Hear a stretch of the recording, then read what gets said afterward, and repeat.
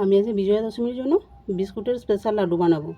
তার জন্য নিয়েছি ক্রিম কেকার বিস্কুট, চিনি গুঁড়ো, কুটে নেওয়া এলাচ আর আমুল দুধ। আর এখানে দেখো আমি বিস্কুটটাকে আগে থেকে গুঁড়ো করে রেখেছি।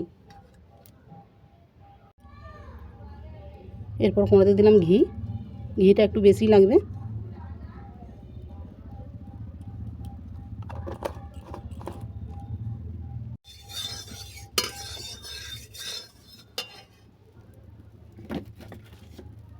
ঘিটা গরম হয়ে গেলে দেবো বিস্কুটের গুঁড়ো।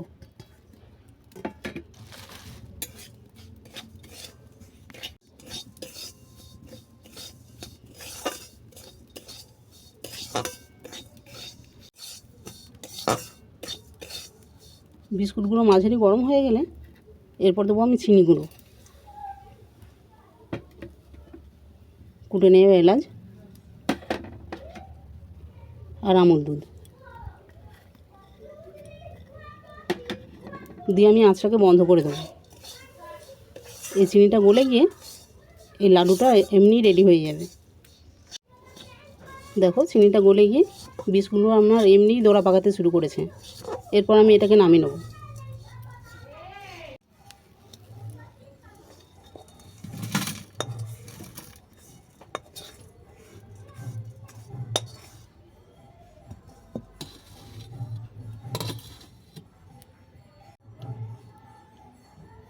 আচ্ছা, বিস্কুট গুঁড়োটা আমি কিছুক্ষণ ঢেকে রাখলাম।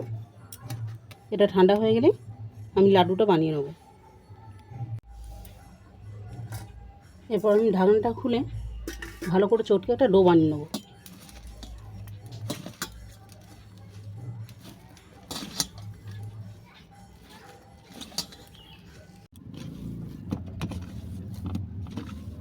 দেখো শক্ত মতো আমার একটা ডো বানানো হয়ে গেছে। এরপর এই ডোগুলোকে ছোট ছোট লেচি করে নেব।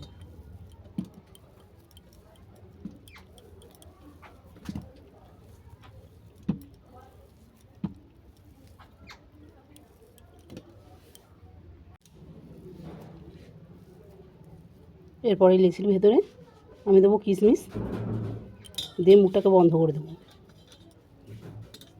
দিয়ে লাড্ডুটাকে এইভাবে করে নেব।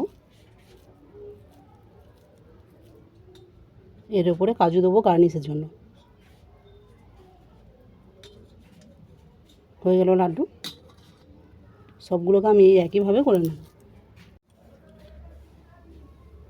তবে তোমরা যদি আমার মতো করে বানাতে না পারো তাহলে কিন্তু অল্প করে লিকুইড দুধ দিতেই পারো।